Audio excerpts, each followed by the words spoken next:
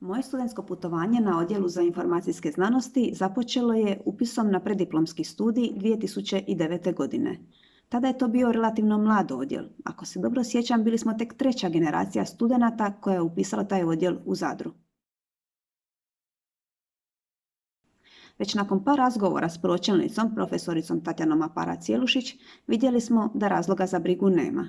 Bili smo mala obitelj od 40 studenata, a pročelnica zajedno sa profesorima i ostalim djelatnicima trudila se da tako i ostane.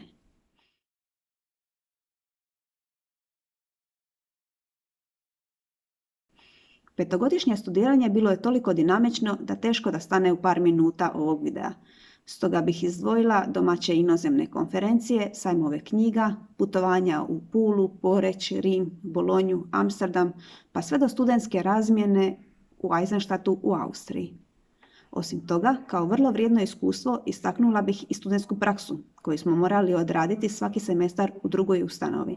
To nam je omogućilo da vidimo i onu drugu stranu posla, ono čime se ta ustanova bavi, i to nam je olakšalo našu odluku da li jednog dana želimo biti dio te ustanove.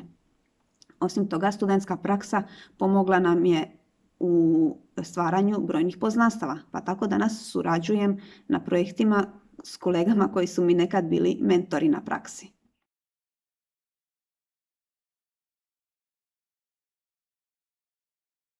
Danas radim kao školski knjižničar u klasičnoj gimnaziji Ivana Pavla II. U Zadru i na odjelu su me jako dobro pripremili za to, jer kao jedini knjižničar u školi vrlo važno je da vladam različitim segmentima ovog posla.